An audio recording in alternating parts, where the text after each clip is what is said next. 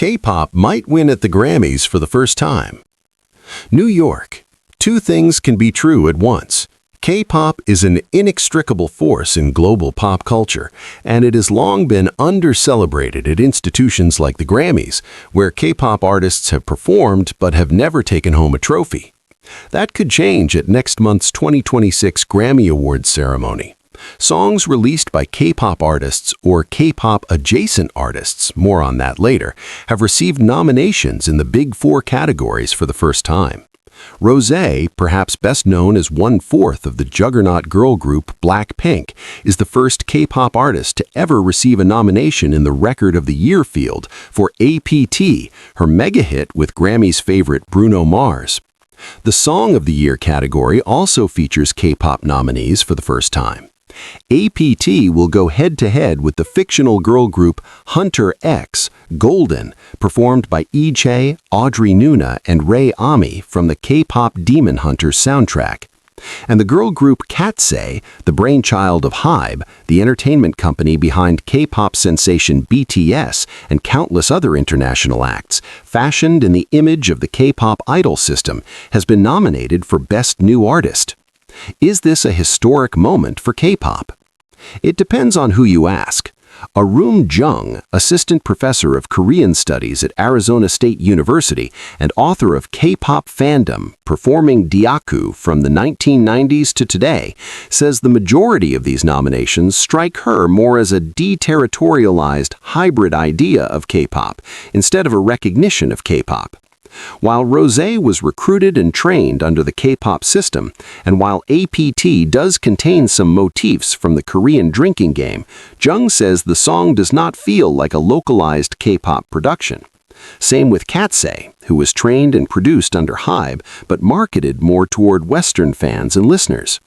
Jung says that both APT and Katseye's Gabriella, both of which will go head-to-head with Golden in the pop duo or group performance category, seem less K-pop than other K-pop songs that could have been nominated over the years. She argues the same is true for the music of K-pop Demon Hunters. It is very similar to APT in that it takes inspiration and motif from Korean culture, where K-pop serves as an idea, a jumping-off point, or a motif, creating alternatives or new possibilities. Matu Berbigye, a visiting assistant professor in Korean studies at Carnegie Mellon University, points out that these nominations differ from past K-pop nominations because Golden, APT, and Katseye all feature a mainstream popular music factor. That's the connection of a massive popular Netflix film, K-pop Demon Hunters, a collaboration with Bruno Mars, and Katseye's international membership and Netflix series, Pop Star Academy Katseye. It tells you that K-pop is not considered as something niche anymore. Now, when we think about pop music in general, we also think of K-pop as part of it. Bernie Cho, industry expert and president of the South Korean agency the DFSB Collective, agrees that there is an international, mainstream appeal to the nominees. All the nominees represent a sort of post-idol K-pop, in the sense that Rosé, the three ladies of Hunter X, and Katseye represent the globalized version of K-pop, where the K is very much there, but some people might argue it's silent. The songs are not necessarily for Korea, by Korea, from Korea, just kind of beyond Korea. It's a celebration and testament to how diverse and dynamic K-pop has become. Why are these acts being recognized now? For years, the Recording Academy has snubbed K-pop acts that have set record-breaking standards, such as BTS, 17, and Stray Kids, argues Jung. I think one of the main reasons is that the Western world is still so resistant to non-English lyrics. It does not surprise me that APT and Katseye's music, which mainly contain English lyrics and seem less K-pop, were nominated, she continues. Berbigye adds that it is a reflection of K-pop nowadays, like trends, the fact that there's less and less Korean and more English. There may be an additional factor at play.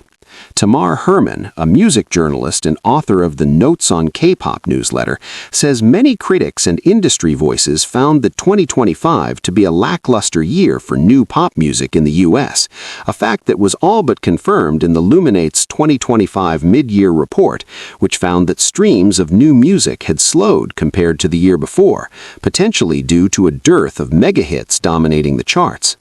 Yes, it's a big moment for K-pop, but it's so overdue. These recognitions are more of a sign of how poorly the music industry in the U.S. did this year that we're looking externally, she says. She argues that acknowledgement of Korean entertainment from the U.S. entertainment industries is more symbolic of U.S. cultural dominance slipping than K-pop being really good, because K-pop has been really good for a long time, she says. This is all recognition of just global storytelling improvement, global taste-making improvement. I don't want to diminish it, she adds.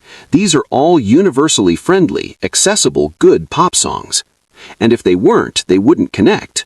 It's very obvious that they're not just performers, they're artists, they're singers, they're songwriters, says Cho. Will a K-pop artist win a Grammy this year? The jury is still out. I think it's not even a matter of if or when, it's going to be who and how many, says Cho. Others are less committal. It's hard to predict, says Berbiguier. For me, it's more possible that Golden gets one. Yes and no, offers Herman. For her, it depends on an evolving and fluid definition of K-pop.